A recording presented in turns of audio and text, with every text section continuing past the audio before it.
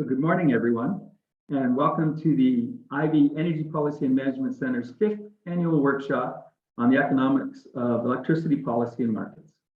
My name is Brian Rivard. I'm an adjunct professor in the Ivey Energy Center, and I'll host today's session. Before we begin, I just want to first say thank you to the Alberta Electric System Operator and the Independent Electricity System Operator in Ontario for sponsoring this year's workshop. I'd also like to thank the Ivey Energy Consortium and Mr. Ted Kernahan for their ongoing support of the work of the Ivey Energy Policy and Management Center. Furthermore, I want to acknowledge that the Ivey Business School and Western University are situated on the traditional territories of the Anishinaabe, the Odinson, Lunapiwa, and Attawandaron peoples, and that this land continues to be home to diverse Indigenous people whom we recognize as contemporary stewards of the land and vital contributors of our society. So for those of you perhaps new to the session, just a little background on the Ivey workshop. The workshop brings together prominent scholars and practitioners from industry and government to share ideas and research on contemporary issues related to electricity policy, regulation, and electricity markets. The overall aim of our workshop is to build a community of academics and practitioners who are active in electricity policy, to expand the network of researchers in Canada with an interest in electricity markets and electricity policies and regulation, and to foster academic research that contributes to effective electricity policies and electricity market design. So each year, the workshop kind of focuses on a particular theme, and this year's theme is electrification futures. Today, our session consists of three panelists and a moderator. And the topic of today's session is transmission and distribution grid services of the future. So I think we're in for a very good discussion. To begin the discussion, I'd like to introduce our moderator for today, Katherine Sparks from the IESO. Katherine, over to you. Oh, sorry, one last point. For those who have questions, we have two ways of asking questions today. The first way is you can raise your hand, use the raise hand function, and this will give you an opportunity to ask questions live of the particular panelists. Also, if you would like, you can pose a question in the Q&A function, and the moderator might, if the moderator sees your question, the moderator can then ask the panelists a question, or our panelists may answer your question through the Q&A function. So again, with that, I'd like to turn it over to Katherine Sparks to begin today's session. Thank you. Thanks, Brian, and thank you to Brian, Laura McLeod, and the entire Ivey team for bringing us all together today and for facilitating this discussion. So transmission and distribution grid services of the future is a timely topic. We know that customer-driven electrification and decarbonization is happening. It feels like there are almost daily announcements of corporations setting near-term net zero emission reduction targets and communities making announcements about their energy preferences. Here at the IESO, through our Grid Innovation Fund, we're engaged in a number of projects with utilities, businesses, municipalities, and others all across the province to understand the capabilities of distributed energy resources to provide both distribution and transmission level services. There's no doubt that DERs are a powerful way for customers and communities to realize their energy preferences and for utilities to address reliability needs. They also bring with them significant challenge and opportunity. So I'm so pleased to have with me such a wealth of expertise, industry leadership, and unique perspectives amongst our panelists to discuss these challenges and opportunities. With me today are Jason Fitzsimmons, the Chief Corporate Affairs and Customer Care Officer with Hydro One, Joshua Wong, President and CEO, Opus One Solutions, and Eric Vandenberg, Deputy Director, Office of Energy Policy and Innovation with the Federal Energy Regulatory Commission in the US. So an incredible group of panelists and leaders from the industry. And what I'm going to do is I'm going to start by asking each of them to share their broad perspectives on the issues. Then I have a few questions for the panelists, and we'll get into Q&A with the audience. We're going to start with Jason to share his perspectives on how customer demand is driving utilities in the area of DER integration. Jason, over to you. Great, Katherine. Thanks, and thanks to Ivey for having me as part of the panel here. Katherine, I think you said it well, and if I could get Laura to just pull up a short presentation that I've provided. I just want to speak to a few slides here. And if we can go to the next slide. I want to talk today about, how customer demand is driving the integration of distributed energy resources, and more specifically about customer expectations in the future. If we can go to the next slide, please, Laura. So, Katherine, as you noted in your opening remarks, not a day goes by where there's another announcement. It's extremely exciting to be sitting in the front row of this energy transition and discussing what the expectations of customers are in the future. And while I think we can all debate the pace and the timing and the rate of change, the one thing that we can't debate is that we've turned a corner and the change is going to be inevitable. And from our perspective, I think we're going to see more change in the course of the next decade than we have in the last 100 years in the energy sector. And with that transformation comes a really heightened expectation from a consumer perspective about choice, and an expectation that electricity providers, and for our purposes today, specifically utilities, are here to liberate that choice. And as Katherine noted, there's both opportunity and risk here. And for utilities, we see the opportunity being the ability to engage with customers in enabling the change that they expect and will demand as newer technologies become available.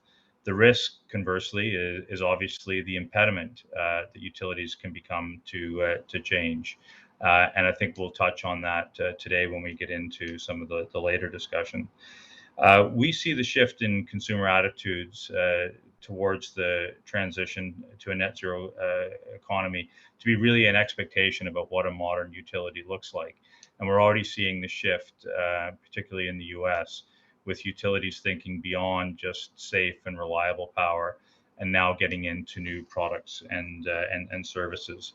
And utilities really need to think about competition and putting customers at the forefront and retaining customers as part of a competitive environment. Can you just go to the next slide?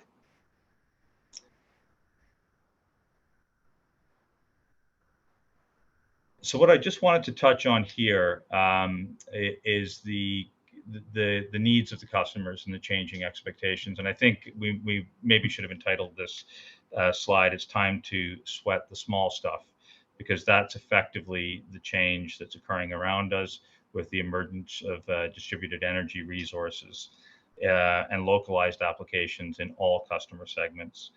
While these changes are still at their infancy, they are on an increasing basis, and we're seeing this on the ground day to day through our customer interactions and through our customer research. And increasingly, we're engaged with customers who expect us to become more active in supporting them in managing their energy needs. And what we're experiencing now is a different conversation, which I think is informed by three trends. First, where energy is generated and the impact on the environment matter to customers. Two, technological advancements bring greener choices directly to the customer, and there is an expectation of enablement. And three, utilities are being measured against every other customer experience, and the customer wants to avail themselves of choice and have access to data and information to make informed decisions. And so it's more for utilities about not just providing great customer service. It's about enabling these choices that we see in other organizations and other outfits who are hyper focused on customer experience whether that's Netflix, whether it's Amazon, whether it's Garmin and the data that we get about our own health through some of these experiences. And I think the general mantra is faster, greener, and cheaper. And how we're experiencing this on the ground is quite interesting across various customer segments. Most recently, we just spoke to someone who's looking at investing in Ontario, foreign investor owned, and the question that they had for us is, what type of electrons are you transmitting and distributing? And they're obviously asking that question in terms of how they go about facilitating and meeting their own net zero commitments out into the future. But then on various applications, there's increasing questions from residential consumers about electric vehicle charging, rooftop solar, battery storage, fuel switching, commercial and industrial customers, electrification of their own fleets, electrification of agriculture, battery storage and reliability to take advantage of some of the conservation programs. So these are things from a practitioner's perspective that we are experiencing in real time at its infancy, but the expectation will continue to grow. If I can just move to the next slide, please. So when we think about the change that's coming around us and all the various players and entrants into the markets, we like to think of utilities still being at the epicenter of this change and being an enabler. And after all, electrification is at the core of our business, and that's what we've done. It's simply a matter of changing our business model to reflect what the customer demands of the future are. And so as new offerings and markets emerge to meet the customer expectations, we see utilities playing a very central role in facilitation and partnership with others. What we can't create is a system of have and have-nots and socioeconomic divides, where electrification is something that is only available to those people with the means to make individual investments. And so when we think about this, we think about our towers and poles and wires will continue to be an essential means to transport electricity, no matter where it's produced. But it needs to be distributed to where it's needed in real time, whether that's a large application or a small application. But what we can't have is consumers rushing to make investments and have greater expectations, only to find out that there are large system and policy impediments to making this a reality. To facilitate the transition, investments in grid modernization are absolutely necessary.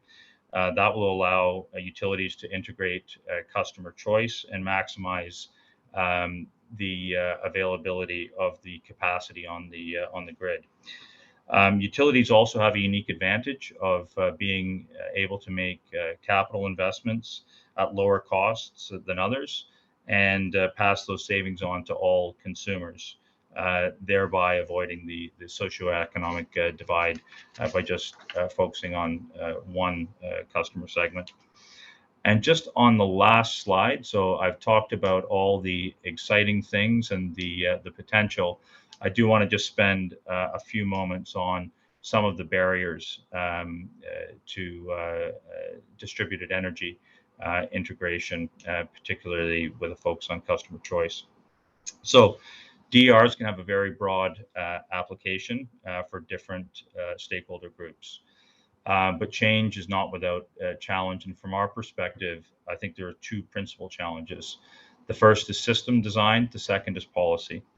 So in Ontario's electricity system, and much like in other markets, the system was built for a one-way flow of electricity from large generation stations to end users. The integration of DERs requires a far more complex network capable of controlling the flow of electricity in multiple directions. And to fully utilize the flexibility the DERs offer, the system also needs to have real-time visibility and operating tools to control the DERs. So this is a nice plug for my co-panelist, Josh, who will talk about that in the next segment. The second barrier is in policy and regulation. So what is a DER, and how can it be used? And in Ontario, DERs are not well defined in the regulatory context, especially with key questions over who owns the DER, who can operate the DER, and what is the remuneration model for DERs. So all of these things and the way the system is constructed right now really is counterintuitive to where we see the customer expectations and the demands for choice in the future. And that's something I think that's integral to enabling faster, greener, and cheaper. And with that, I'll conclude my remarks and hand it back to you, Katherine.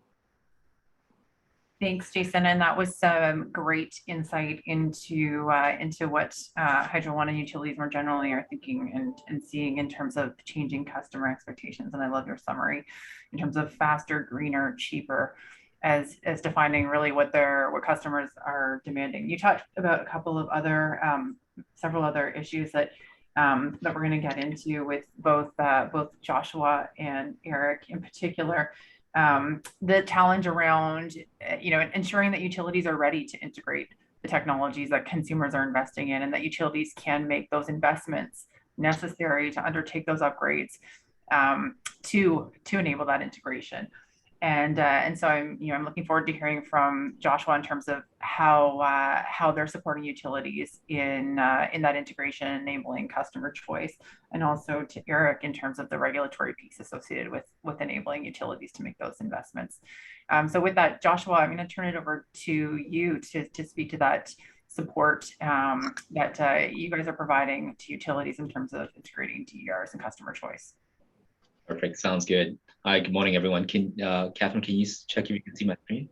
They look great. Perfect. Thank you very much. And really, really appreciate the introduction from Katherine, and also thank you to Ivey and Western University for hosting this panel. Really exciting because I think really the first session, as I knew it, was really the call to decarbonization by electrification. And I think we are sort of at a comfortable spot, understanding that electrification plays a primary and central role towards electrification. That being said, electrification has 100 years of lag to catch up on. And I think the exciting piece now is if the last decade or more is really the first inning in this decarbonization electrification game, then the next 8 following innings needs to happen over the next 8 years before we actually hit a number of our committed targets as various jurisdictions commit to net zero.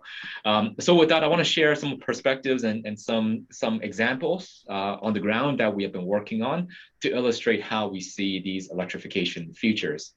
Really, I think the energy transition is the primary. I think if we dial back maybe 10 years ago, it's asset management, it's aging assets, it's really the need to replace 50, 100-year-old equipment that's driving grid modernization.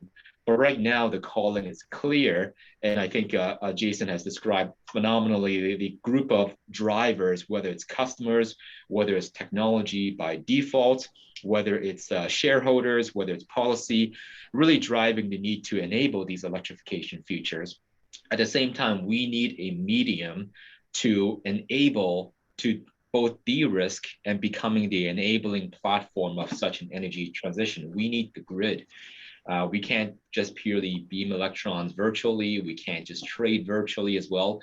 I think that if you look at our bill, the grid remains a primary chunk of where we spend our dollars as an energy infrastructure. So managing and enabling the grid as a platform for the energy transition is central to what we have been working on.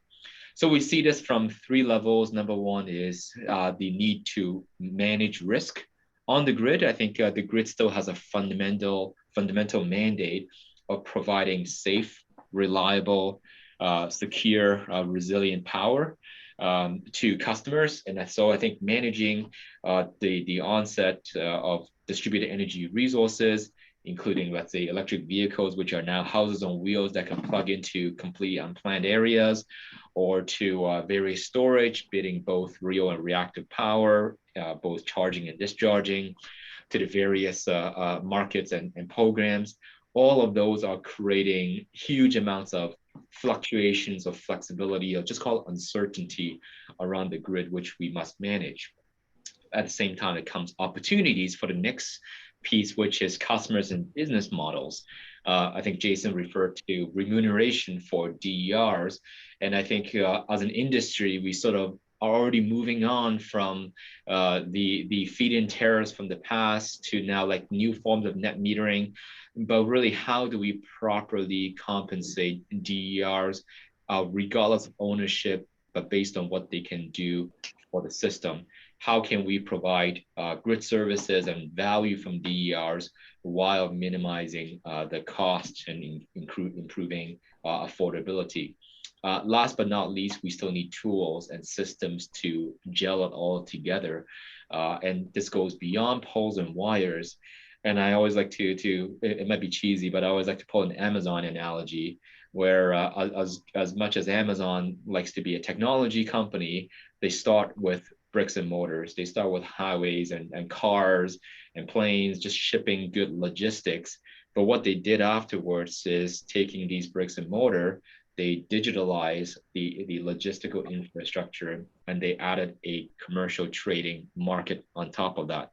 So to me, this is really what this industry needs, which is good understanding and appreciation for our bricks and mortar, digitalize the grid in terms of smart, especially software type technologies, and on top, enable new ways of business models of customer engagement, which does include markets, or what we sometimes call markets as programs. And so I think these are the three pillars for our electrification future.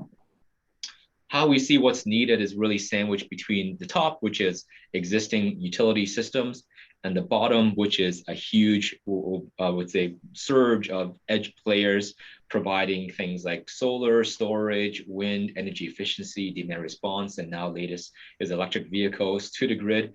How can we reconcile these two worlds together? And that points squarely at the emerging role of a utility as a distribution system operator.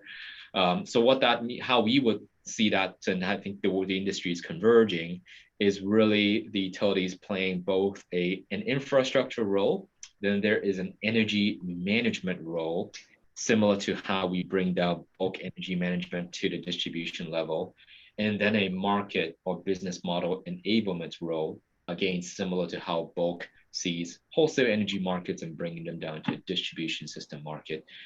We think what's required is these four pieces. Number one is great grid modeling and optimization, so analytics around the grids, physics and mathematics. Number two is around operational intelligence, so analytics on a near real-time time frame, so day ahead, same day, hour ahead, etc. Third is really orchestrating and managing the large portfolio of DERs. It's no longer just a few SCADA points on a single feeder or tens of SCADA points in a substation. We're talking about hundreds of thousands to millions of various types of DERs, all time series. Some may have like what we call a memory effect with storage, for example, which makes the problem that much more complicated, and portfolio of fleet management or program management that much more important. And the DERM side of the TR control management side will need to leverage the analytical side to make informed decisions.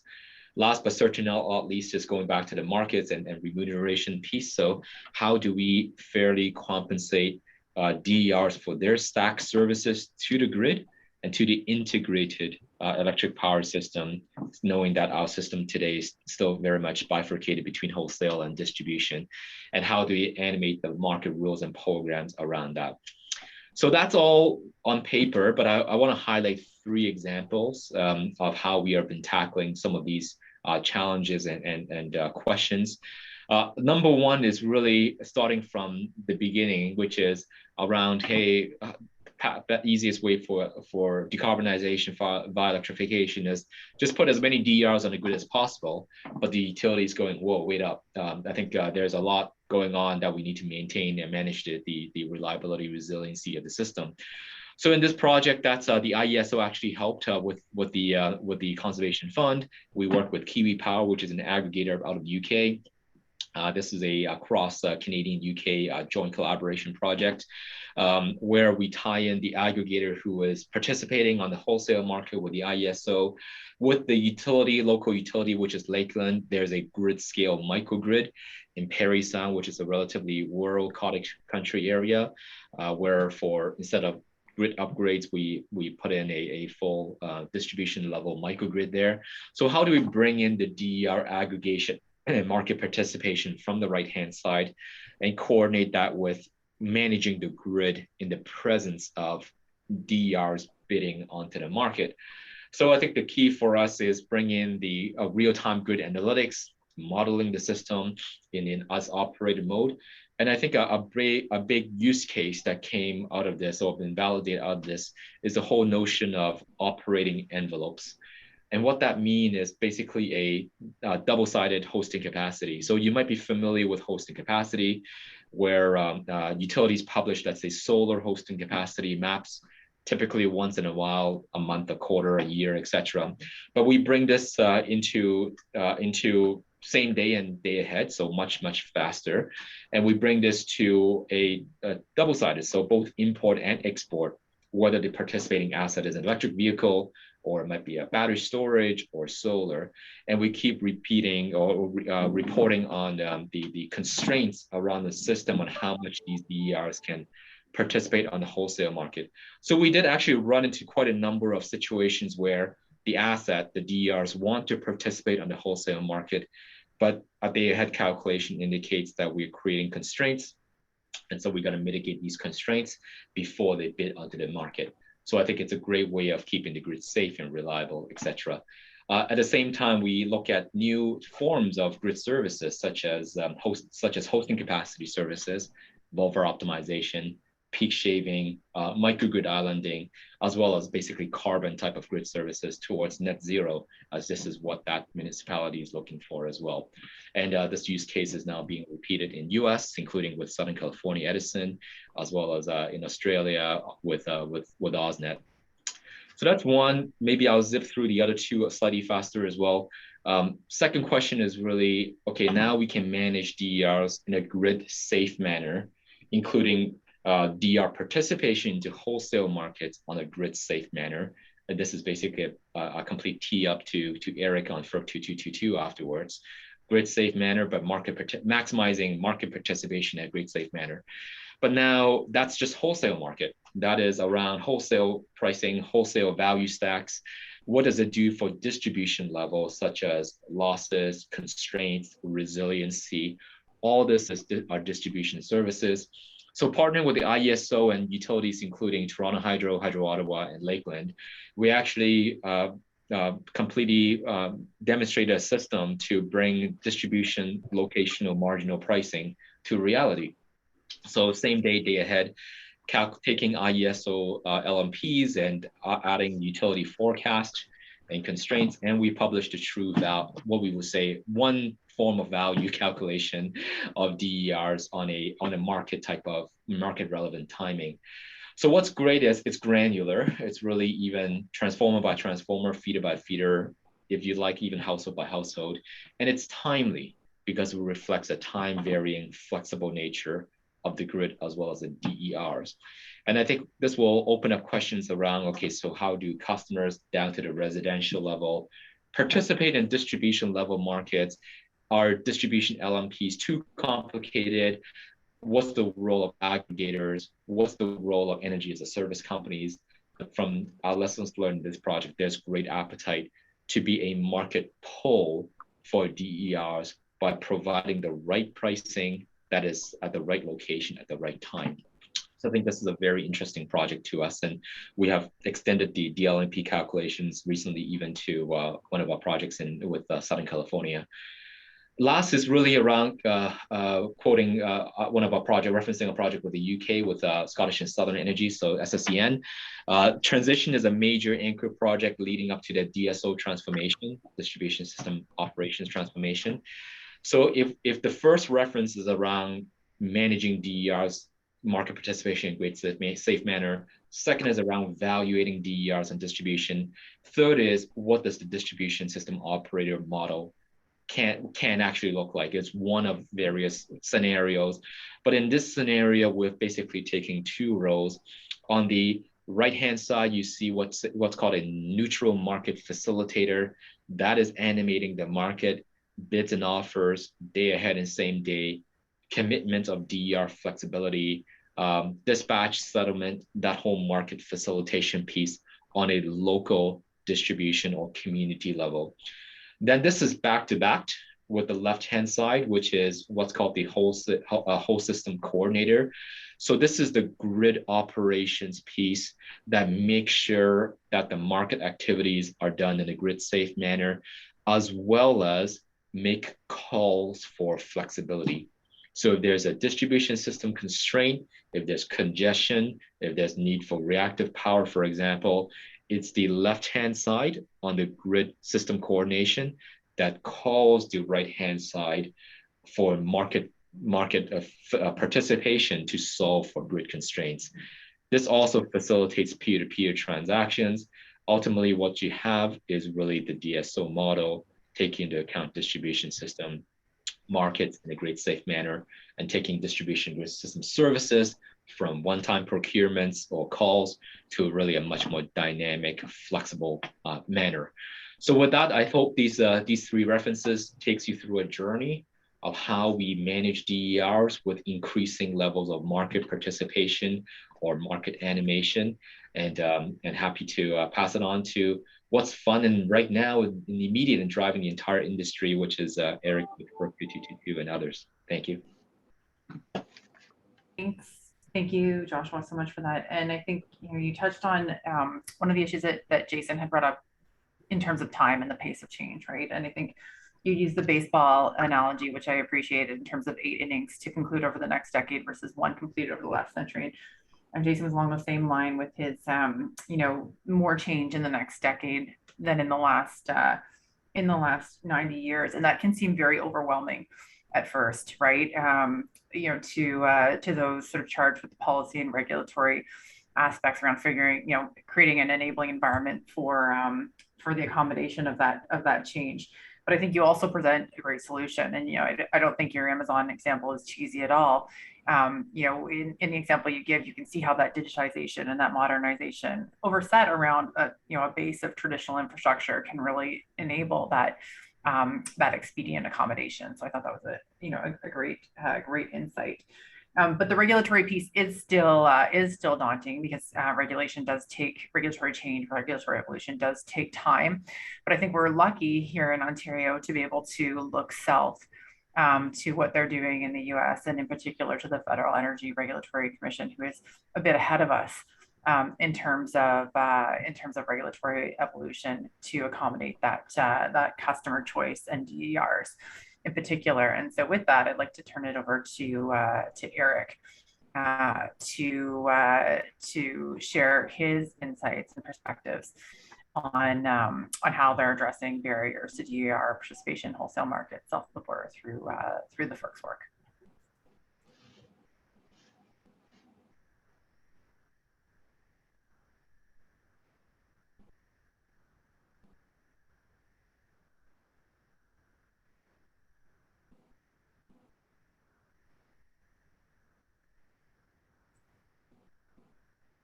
Oh, Eric, I think you might be on mute.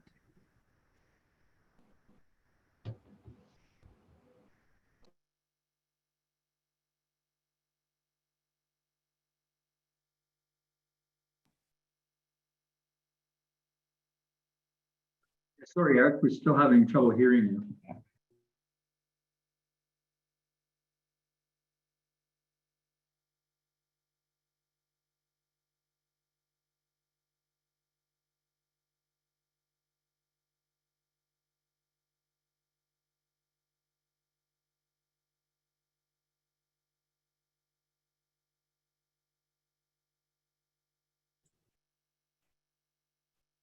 We're still having a little bit of trouble with Eric's audio. So Eric's gonna log back out and log in.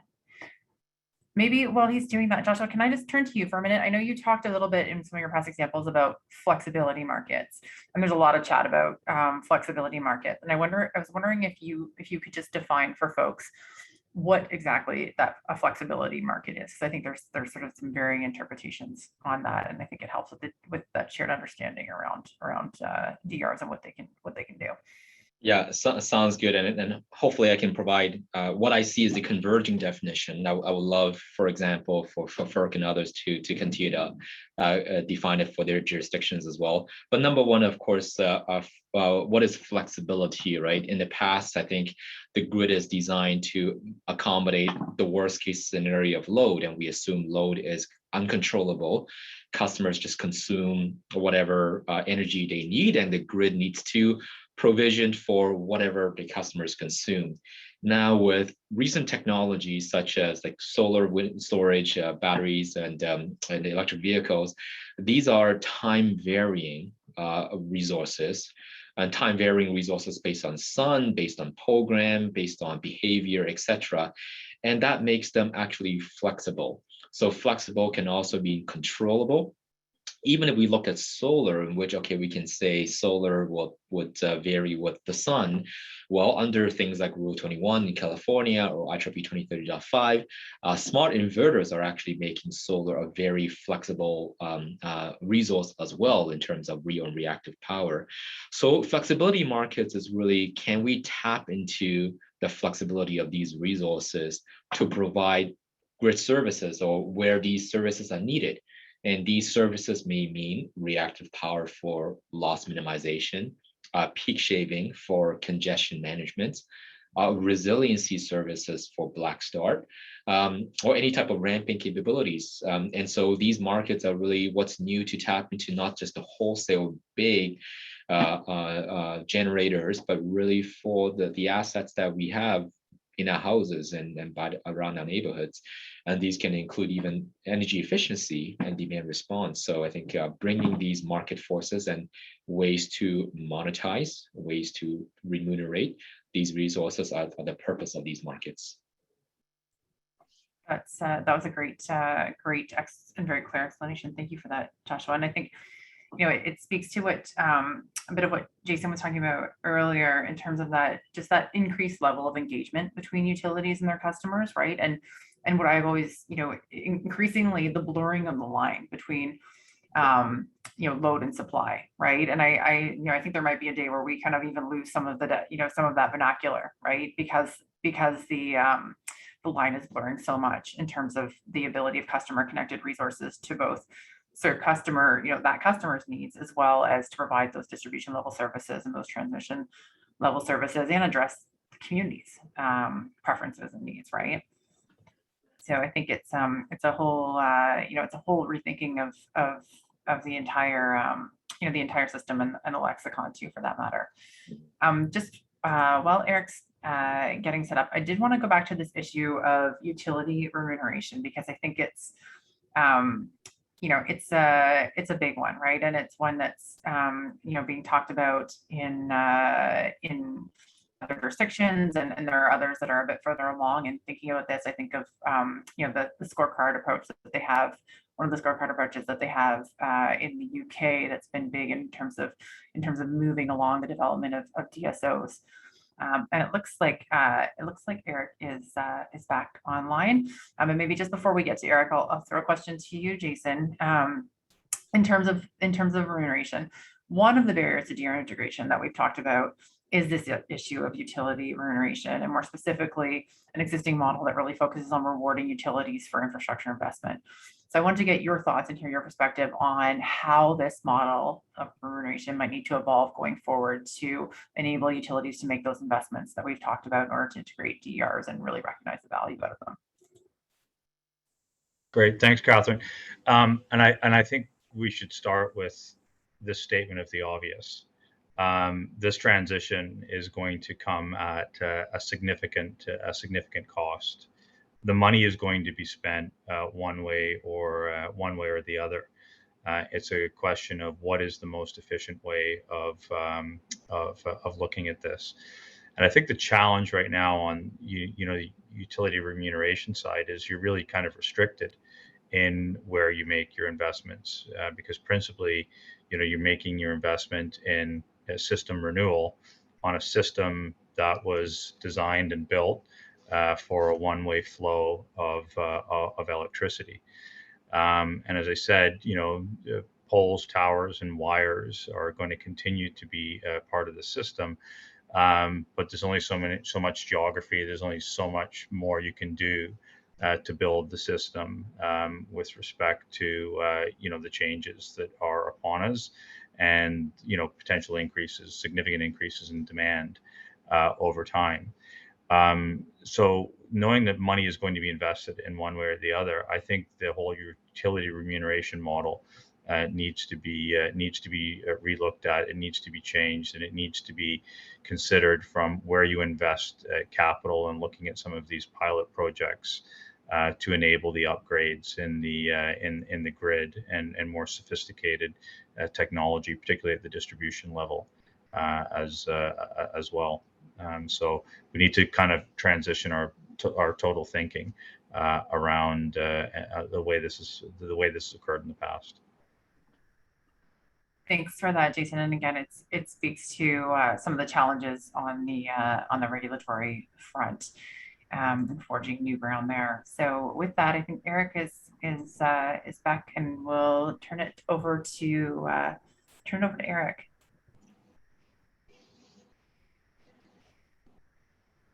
Hey, everybody, can you hear me? We can. Great, thank you, and apologies for the technical difficulties there. It wouldn't be a real Zoom conference if at least one presenter didn't have technical difficulties. So thank you for accommodating me, and thank you for having me here to speak today. My name is Eric Vandenberg. I'm the Deputy Director of the Office of Energy Policy and Innovation at the Federal Energy Regulatory Commission in the U.S. Just a really quick headline about who we are for some context. FERC is the U.S. regulator. We regulate wholesale electric transactions in the U.S. as well as natural gas pipelines and non-federal hydropower. And I'm the Deputy Director of the Policy Office. And what we do is we kind of think of ourselves as the headlights for the Commission. We're looking down the road, looking at what's next, identifying future trends that the Commission needs to be aware of, and not just identifying those trends, but also coming up with solutions to address them. And that's what I'm going to talk about a little bit today. So thank you, Laura, for advancing the slide. So one of the things that we identified many years ago, back in the 2014-15 time frame, were issues around storage and DERs. And what we identified at the time was a concern that there were these new technologies in form of storage and DERs that were facing some regulatory barriers to participating in the markets. And so what I want to talk about a little bit today is just the U.S. experience and how we at FERC came up with a regulatory paradigm to facilitate the participation of those types of resources in our wholesale markets. So I'm going to just talk a little bit about the U.S. experience and what we learned and kind of what we're seeing. So first thing to know is this was a very long process. We issued our proposed rule in 2016, and that tackled both the issue of storage and distributed energy resources. And we linked them together because we were seeing fairly common barriers among both. And the three big barriers that we were seeing were, first, the market rules. What we were seeing a lot was within the markets, and there are 6 RTOs and IESOs that are jurisdictional of FERC in the United States. We were seeing market rules that forced new technologies like storage and distributed energy resources to participate using essentially rules made for other resources, particularly demand response. And so what we were seeing was really kind of a square peg in a round hole type of problem. And as a result, we were seeing lost efficiencies there. So when you take a resource like storage that can do so many different things, and you make it participate in the wholesale market using this very kind of limited paradigm, you're really leaving value on the table. And so for us as an economic regulator, that was a problem that we felt like was worth addressing. The other thing that we saw was a lot of ambiguity over interconnection and who had authority over interconnection. In the United States, we share jurisdiction with state commissions who have authority over the distribution system, and the legal precedent on when things connected to the distribution system fall under FERC's jurisdiction versus the state's jurisdiction is not nearly as clear as you might think. And so we saw a lot of confusion and regulatory uncertainty about who had jurisdiction over those interconnections. And then finally, the other thing that we saw as a barrier to participation in the markets was essentially administrative costs. And it was really difficult for some of the smaller resources on their own to participate in the markets, which are very complex and require bidding into the markets every day and potentially interfacing with market monitors and other folks when there were concerns about market power and the like. And so there was so without those economies of scale that you get from being part of a bigger company, it was just really hard for individual distributed energy resources to participate in the markets. So we teed that all up in November 2016. In November 2018, the Commission finalized a rule for storage and only storage, not the DER rule. The Commission decided that we just needed to do some more work on the distributed energy resources side, and that's because it raised a lot of issues, particularly with respect to interfacing with the distribution system. So the Commission decided that there was some more work that was necessary and took another 2 years after that and issued a final rule in September of 2020. At FERC, we have a tradition of numbering all of our final rules, our major rulemakings, and that one is called Order 2222. So you'll see that referred to throughout the presentation. And once the final rule comes out, that's not the end of the story. All of the RTOs have to come back to FERC and file actual proposals for how they're going to implement the changes required by our rules. We have 2 of those pending in front of us right now from the California ISO and the New York ISO, and the others received compliance extensions, and those are going to come into us in early 2022. So next slide. So I won't read everything on this slide, but I do want to just give a snapshot of kind of the big overarching requirements of what we established in 2222. So the core finding that we made was that the market rules of the RTOs and ISOs were unjust and unreasonable because they presented barriers to the participation of DER aggregations in the RTO ISO market. And ultimately, because of those barriers, there was economic efficiency being lost on the table, and the rates that were being charged were unjust and unreasonable. So that's a really key legal finding that we were required to make to then implement reforms to the current rules. And so we in defining what constituted a DER took a pretty broad lens. And again, that was intentional because we can't anticipate what the future is going to hold. We can't anticipate what types of innovations we're going to see 20 or 30 years from now. And so for the Commission, it was really important that we have a flexible and durable framework that's going to still be useful and able to accommodate technological changes for the next 20, 30 years. So again, we've provided an illustrative list of things that could fit into the definition of DER, but it is not exclusive. And so again, as I mentioned, the RTOs and ISOs are going to need to come back to us and amend their tariffs to allow DER aggregators to participate in their markets. Now, one thing I want to hit on really quickly is we require the participation of DER aggregators, and the use of the aggregator is really important to address that third problem that I mentioned a minute ago, which is the problem about economies of scale.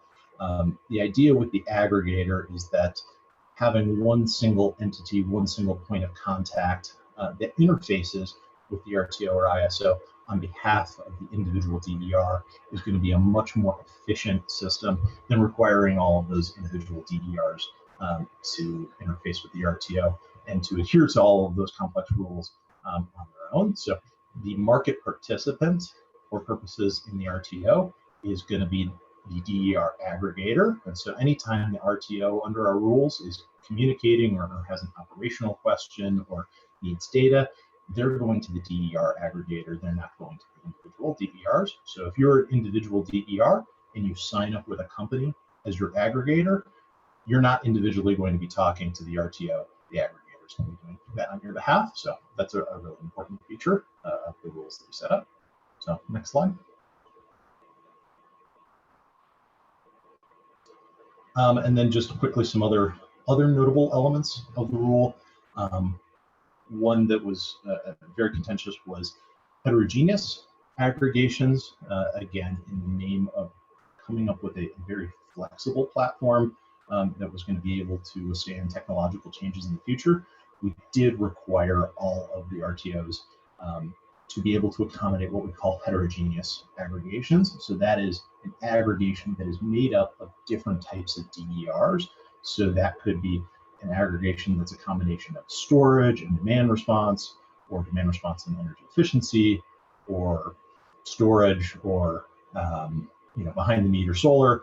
There's really an infinite number of permutations. So that's, again, very important from our perspective to make sure we're getting the maximum value out of DER participation. If we had limited it to just saying, your aggregation has to be all of the same type, again, our view was that we're leaving value on the table there.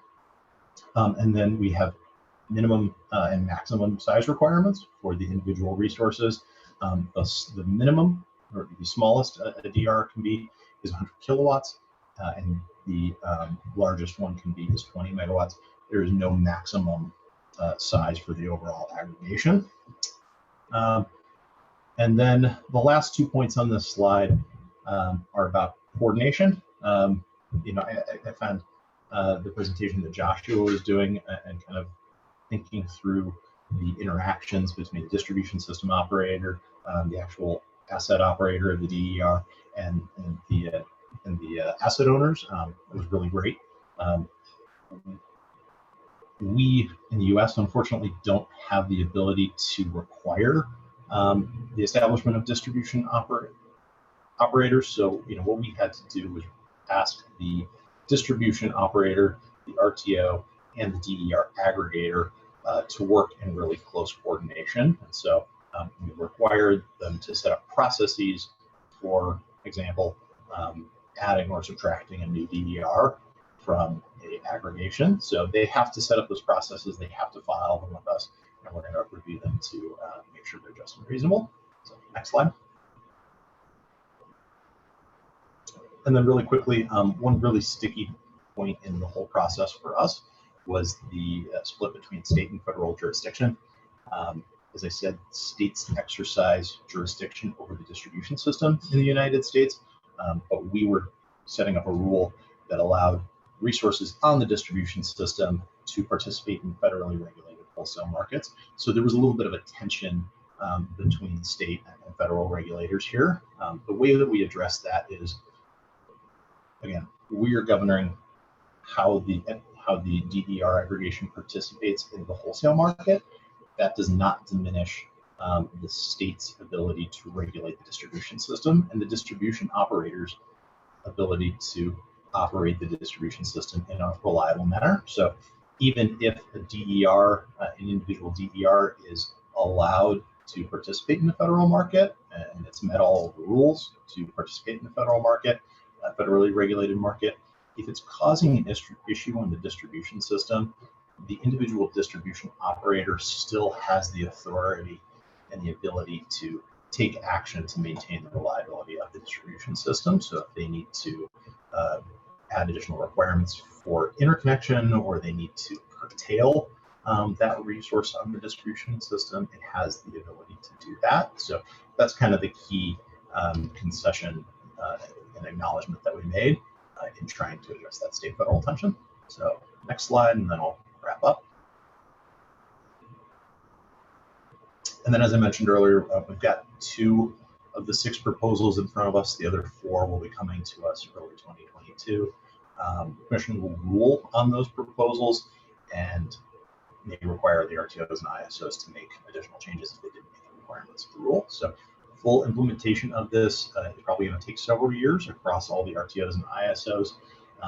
Typically, once we've ruled on the proposals for extremely complex things, it can take up to a year or 2 to actually do all of the software and process changes to have the changes effective. So once FERC acts on the compliance filings, that's not necessarily the end of the story. There'll be more after that, and it's going to take, at least in my opinion, probably several years after that of market participants getting used to the rules to see really significant adoption and great participation in DERs. So I'll stop there and look forward to the discussion. Thanks for that that thorough and very clear overview, Eric. And like I said, we really do feel the pressure here when when FERC really gets out there in terms of evolving the regulatory framework. We hear it from aggregators, we hear it from solution providers. Look at 841, look at 2222, look what they're doing south of the border. You guys need to get on it up here. So thank you for your leadership in that area. I want to invite the audience, if you have any questions, to please, you can either type those into the chat or you can raise your hand, and we can unmute the microphones to allow you to ask those questions. So maybe I'll give you a chance to tee those up, and I'll start with a few questions of my own. So like I said, Eric, we really do look to what FERC's doing in terms of what's going to come at us in terms of customer demand and demand for integration of new technologies and resources. So maybe along that vein of learning from you, when you think about your work and the utilities, the system operator work to implement Order 2222 and the various solutions that are being put in place, right? And I take that different system operators are at different points in their compliance filing and solutioning. Is there anything that has surprised you so far that's been unexpected in how they're responding to 2222? Good question. Not at this point, and again, I think a lot of that is a function of 4 of the 6 compliance filings are still outstanding, so we're going to have to see what the RTOs come up with. For the 2 that we do have in front of us, California ISO and New York ISO, there wasn't a lot of surprise there because those are the 2 jurisdictions that had already gotten out ahead of us and implemented DER frameworks in their 2 RTOs. So again, at least from my perspective, they didn't deviate hugely from kind of the direction they had already been going. So not a lot of surprises there at this point, but we'll see what the next 4 compliance filings hold next year. Thanks for that. I think one of the things that I take when I look at FERC's approach is that it's not an overly prescriptive approach, right? Like there are clear guardrails for the solutions that need to be developed, but it's not a you must do this, in accordance with this standard. So there is that that room for some more efficient solutioning, more creative solutioning, I would say. I think that brings me to this question though of standardization, right? And we talk a lot in the sector about standardization. I hear it a lot from, especially from solution providers, right? Around some of the challenges in working with multiple utilities with potentially, varying approaches to things like connections and communications and such. So maybe my next question along that line is for Joshua. So Joshua, in wholesale markets where there are multiple distribution level markets that could emerge and operate, you've talked about a platform solution, right? That can support the integration of those resources. One of the potential challenges that I see is that you could get the deployment of different platforms, right, across different markets. And this could be potentially challenging from the perspective of DER owners or aggregators who would need to interface with different platforms. Selfishly, from our perspective as the the wholesale system operator, market administrator. And so I guess my question is, like, would it just be more efficient if everyone used the same platform, or does it matter? And what are the benefits of some maybe some diversity and variance? Yeah, and that's a great question, and of course it matters. It matters definitely in terms of the pace of change, and I think typically if you want a faster pace of change, you do need to look at a healthy mix of balance between what's standardization versus what's open innovation. I think we can reference a lot of times back to even like various open innovation projects or even open source type technologies, where yes, I think we encourage bottoms up development. At the same time, it does create more, I would say, for example, time to converge to a certain type of behavior, and that certain convergence typically does drive things faster. So I think in the near term, I think certainty and demonstrating like an end-to-end use case and building and showing results and success from there would be critical. So we can draw an analogy to just Agile, where instead of solving all nooks and crannies of a certain regulation or standardization, we show that use case and we scale from there. At the same time, I think things like FERC 2222 is already setting good framework for compliance requirements. So in terms of ISO down, or let's say OEB in Ontario down, I think standardization is required. It's to what level of standardization and definition and use the word how prescriptive it becomes.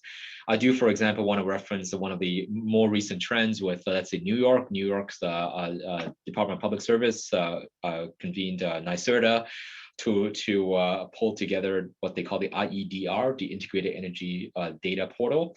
So repository, which they're looking at consolidating energy data from all utilities, and both in front of the meter as well as behind the meter. So that's one, I would say, fairly advanced but also extreme case of standardization and consolidation model. Is that the reference for others? I don't know yet, but I think in terms of top-down, maintaining reliability, resiliency, coordinating with wholesale bulk services, I think the innovation that we do need to open and where the standardization perhaps stop is still allowing the flexibility for local energy services to be defined. For example, whether that's a distribution system service territory or even a local municipality, if that is different, because they may very well introduce new forms of grid services such as resiliency or particular ESG goals within that municipality that might not be reflected within DSO side. So I am looking at a platform type approach where there's very good standardization to the bulk system.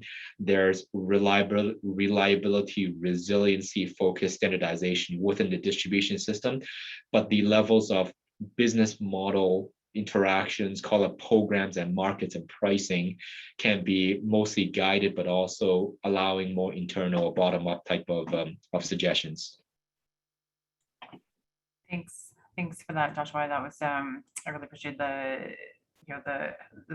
thinking around the layering of the solutioning and how and where standardization versus more open approach could make sense. We've got a question from the audience, so I'll read it out. So it says, correction of the wires owner distribution rate-based tariff formulas is required so that wires owners, i.e. power distribution companies, are no longer incented to keep distributed generators or customer-owned cleaner energy resources off the power grid. Wire owners should be rewarded not just by how much capital they spend, but also by how efficiently that capital is spent, so that they become part of the solution and not part of the problem. Tying distributed generation into the grid can increase efficiency, reduce transmission and distribution capital requirements, provide value-adding revenues, as well as reduce emissions. And they provide a web reference. And so the question is, how do you plan to address this issue? So a question about the remuneration challenge that we talked about earlier along that lines. Who would like to take this? Any thoughts?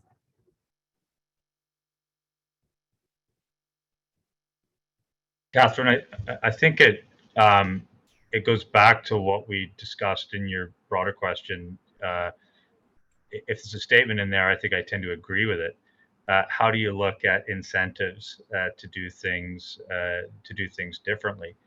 And I think that really has to start with how we consider the whole regulatory framework and the participation between utilities and what customers want and or DER providers want, or whether utilities or DER providers. This is exactly the point of the discussion. The expectations are changing, yet we have a regulatory framework and a remuneration framework that was set up for an entirely different system. You know, I think Eric's presentation, you know, highlights this notion of enabling legislation to facilitate that, and identifies some very, very key barriers that are going to continue to exist. And as long as they continue to exist, you know, utilities will be encouraged to only play a single focused role in terms of upgrading its existing infrastructure based on a historical way of doing business with large generation.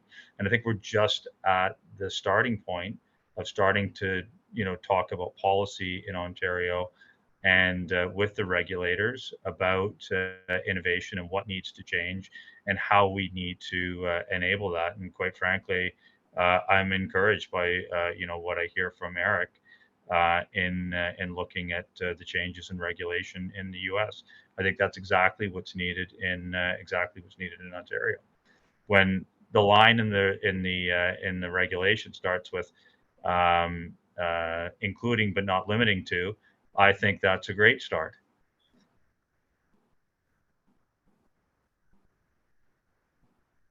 I think that's a great point about that last line and leaving that room for innovation as opposed to a more prescriptive approach. And I see Brian has his hand up. Brian. Yes, hi, thanks, Katherine. I don't normally ask questions, but I thought I'd ask one of this panel, kind of linking it back to our previous session when we had last week. Perhaps you folks attended the session, but the session talked about what might be needed in terms of electrification and expanded investment in electricity infrastructure to achieve our net zero carbon goals. And one of the things that came up related to transmission is the value of the flexibility that you might get by connecting, say, hydroelectric rich provinces to other provinces that rely more on carbon. There was a concern that there may be some policy barriers to allowing that kind of development, perhaps a need for more coordination between provinces and the federal government. I just wonder if perhaps Jason, you might have a thought on that, given your role at Hydro One, but also Eric, are these similar issues happening in the U.S.? Is there a view that maybe more efficient electrification could happen through better coordination of transmission? Well, Brian, maybe I'll start. I think you hit the nail on the head, and Brian touched on, or Eric touched on this in terms of some of the challenges in the U.S. I mean, I think the elephant in the living room is the political challenges between the federal government and even between the provinces, and trying to get some sort of coordination between provinces. I think that would require an act of political courage beyond, you know, what's sort of conceivable at the moment.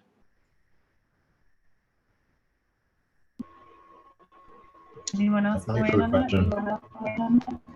Sure, absolutely. Thank you for the question. So, really good question, really well timed. We had just yesterday an entire conference on flexibility and the need for flexibility in building the future. So I'm up on this. So, you know, I think we're trying to tackle it from two ends. We're trying to address the need for flexible grid services through the wholesale markets and better defining the products that we need to procure through those markets, and then removing barriers to participation in providing those products So again, that could be DERs, that could be conventional thermal resources, that could be traditional utility scale renewables. We're trying to make sure that we define the products well to provide the reliability that we need, and then we remove barriers. We can have the widest possible participation to provide those products. So we're tackling it through the wholesale market side, and we're also tackling it through the transmission side. Just a couple of months ago, we put out a notice of advanced notice of proposed rulemaking. So it's basically asking a lot of questions of stakeholders about removing barriers to building greater long distance transmission. And that complements the wholesale market changes by providing geographic diversity in our resources, which, as we're transitioning to a more variable resource mix, again, helps provide more flexibility to the system. Similar to what Jason was saying, we have political challenges too. Our states in the United States are responsible for doing the vast majority of transmission siting. So, having their buy-in is crucial. We have seen some proposals over the years to give the federal government more siting authority, and those have not gained any traction.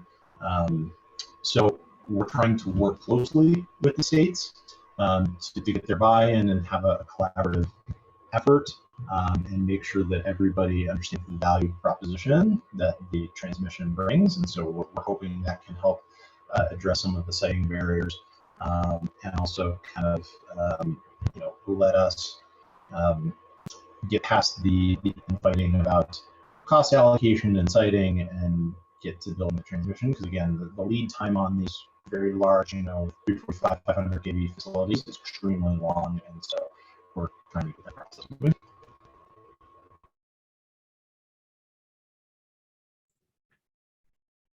So coordination issues felt strongly both here in the U.S. between governments, between regulatory entities with their varying jurisdictions. So a key piece of the solution is working through those.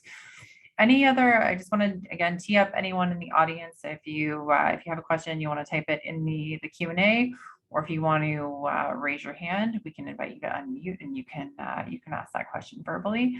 Welcome to do so. Maybe just on the kind of back on this issue of standardization, and I think and we touched on it a little bit earlier, but here in Ontario we have 50 to 60 some odd local distribution companies, each with varying capabilities, and many of whom are owned by municipalities, again, some of whom have expressed strong interests in different energy preferences. My next question is for Jason. So, thinking about standardization in terms of the solution and the different capabilities across the province amongst utilities. What do you think are those most urgent capabilities that need to be developed in order to integrate distributed energy resources in a rational way? And is there anything that maybe worries you as one of the larger, or maybe worries isn't the right word, but anything that's sort of top of mind or consideration for you as one of the larger utilities when you think about standardization? What I think about standardization, and I'll reflect on something that Joshua pointed out. There's not going to be a lock-in on a silver bullet solution. What I think we need to encourage is more proof of concepts, and allowing that to happen at a local distribution company level with that distribution network, which seems to me is always going to be part of the solution. But there are some immediate cases in point which can't enable that to happen. The focus on the role of an LDC is principally only looking at options for reliability purposes, and taking applications up to the front of the meter. And the regulations, by and large, are focused on, you know, that limiting regulation for LDCs. So I do think LDCs are in the best position to partner and to prove out proofs of concept beyond what we're doing right now, which is a sole focus on looking at reliability being front and center. But getting back to this whole notion about, you know, customer choice and expectations, I think that really needs to be focused in terms of a total value offering that LDCs can consider in embarking upon pilots. And let's trial some of these applications out. I think there's some good examples that Joshua could point to. And then let's consider how they can be replicated in other areas of the province. And I'm focusing on Ontario. It's a huge province with lots of fragmentation in the system. And I think if anything that we've learned is a lot of the policy solutions that we were going to get it right in one shot have proven to be challenging over time, particularly from an affordability perspective. Thanks for that, Jason. A couple of questions from the audience. So our first question likens solar panels to the rooftop solar panels to the gateway drugs of distributed energy resources, which is an interesting analogy. And goes on to say, I think the rise of electric vehicles will continue that trend to more residential level adoption of DERs, for example, the Internet of Things and aggregated smart appliances, and active prosumers. Yet vehicle to grid and or vehicle to home technologies are still in their nascent stages, at least here in Alberta. What are your thoughts on the barriers to electric vehicles to becoming bidirectional DERs? I'd like to start. Maybe I can provide a few comments. The first thing that pops up in my head is actually the Ford 150 powering your home commercial. I think that's pretty exciting, and it generates excitement within everybody. But I think I totally agree that electric vehicles are the quote unquote gateway drugs to the new grid modernization. I think there's I just quickly pulled up, there's a BCG report in a Northeastern utility with around 2 to 3 million customers, where they studied that utility and they figured out that they calculated that the utility needs to invest anywhere from $1,700 to $5,800 in grid upgrades per electric vehicle through 2030 to enable some of those electric vehicle goals. Now, I'm under the impression that still, I think, leans more on the bricks and mortar approach to have these houses on wheels and plugging in wherever they think. So I think that what this leads me is, I think the quick hit is not necessarily vehicle to grid or vehicle to home, but much more visibility and understanding of charging behavior and charging patterns. Just on a personal note, I do have 2 electric vehicle plugs, but both of them are dumb, really dumb chargers. I control them based on time of use rates on my hand or whatever programs in a car, but it's not participating on any type of wholesale market. Like, I think the intelligent control of negative load or just demand response or charging behaviors are the low-hanging fruit to electric vehicles being sustainable on our grid. Now, in terms of vehicle to grid, vehicle to home, I think if we can continue to rely on that from a resiliency perspective, I think that's where the highest value stream lies. And I think a lot is on the shoulders of the OEMs and plugging into basically the home electronics. So I think ESA in Ontario will have a role to play, as well as the various electric vehicle charging, electric vehicle coalitions. My question really will be the economics of that and the degradation to the battery. But I think that might lead to a tangential future or basically a parallel future, not tangential, my bad, a parallel future to some of the remuneration models. I think it's going to be formed on a local level and based on homeowners' preferences.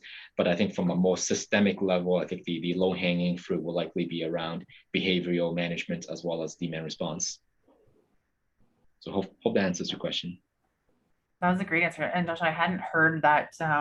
That's a pretty powerful number, that $1,700 an EV to enable the integration by utilities. You know, a bit causes you to catch your breath when you think about the potential number of EVs on the road over the next 30 years here in Canada.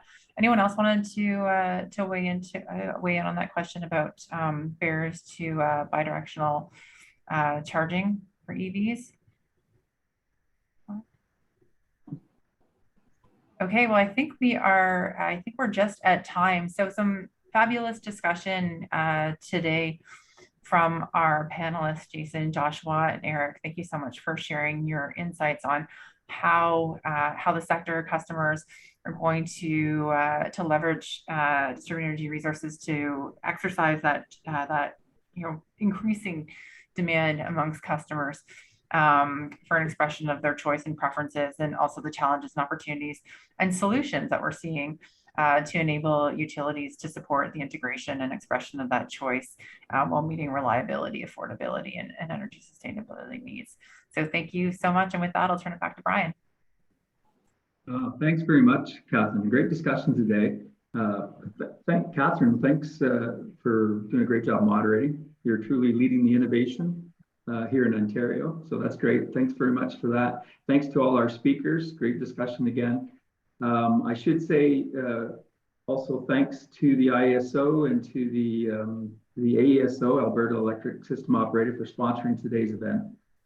For those of you who are not aware or are already aware, we have another session 3, next Wednesday at I guess it's October 20th at 11 a.m. And the session will be about electricity rate design and electrification. So we'll probably touch upon some of the things that we talked about today. We have a great lineup of speakers, individuals from MIT, the AESO, and University of Michigan. If you haven't already registered, please go to the website and sign up. We'd love to have you. So with that, I'd also like to say one final thanks to Laura McLeod, who is the producer, the director, the camera operator, the key grip. Maybe show your face, Laura, and take a bit of a bow. She's done a great job on managing this session. And so I'd be remiss if I didn't say thank you very much for all your assistance. I'm definitely not turning on my video, but thank you for that. Thanks so much. And with that, I'll sign off until next week. Thanks very much. And we look forward to meeting again. Have a great rest of the day. Thank you.